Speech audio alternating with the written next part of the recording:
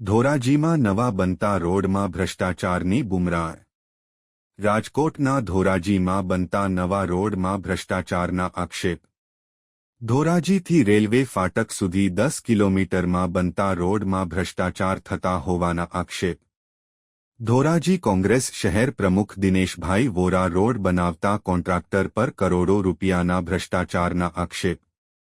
ધોરાજીથી Junagadh road પર ખાલી કાંકરી પાથરી દેવામાં આવી।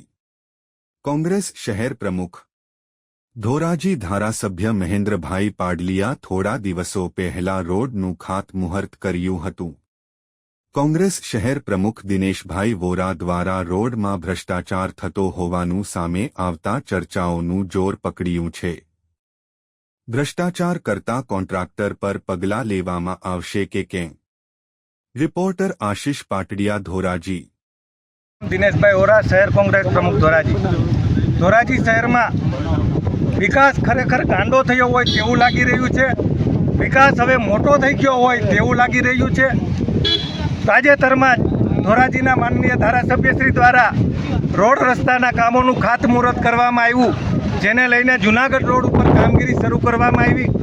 આ કામગીરીની અંદર મોટા પાયે ભ્રષ્ટાચાર થઈ રહ્યો હોય તેવી લોકોની ફરિયાદ અમને મળતા અમે સ્થળ ઉપર જઈ અને તપાસ કરી તો ખરા અર્થમાં રોડની કામગીરીની અંદર કરોડો રૂપિયાનો ભ્રષ્ટાચાર કરવામાં આવી રહ્યો છે। પૂરી કાંકરી પાથરી દેવામાં આવી છે, ડામર નાખવામાં આવ્યો નથી અને કોન્ટ્રાક્ટર દ્વારા કરોડો રૂપિયા હડપ કરી જવાના હોય તેવું અમને લાગી રહ્યું છે।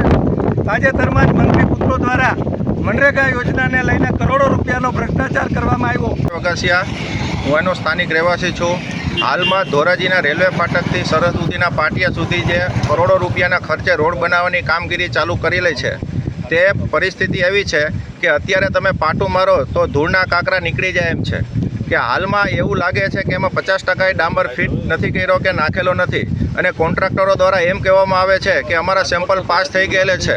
તો આમાં કઈ રીતે સેમ્પલ પાસ કર્યા કે બાકીનો ડામર ક્યાં અધિકારીના કે ક્યાં રાજકારણીના પેટમાં ગયેલો? જેમ મનરેગા કૌભાંડની અંદર આખા મંત્રી પુત્રોએ રસ્તા ખાઈ ગયા હતા એવી પરિસ્થિતિ અત્યારે ધોરાજીમાં નિર્માણ થયેલી છે। એમ કહેવાય છે કે દાદાની સરકાર, એટલે અમને સમજાતું નથી દાદાની સરકાર છે કે આ લોકોની દાદાગીરીની સરકાર છે।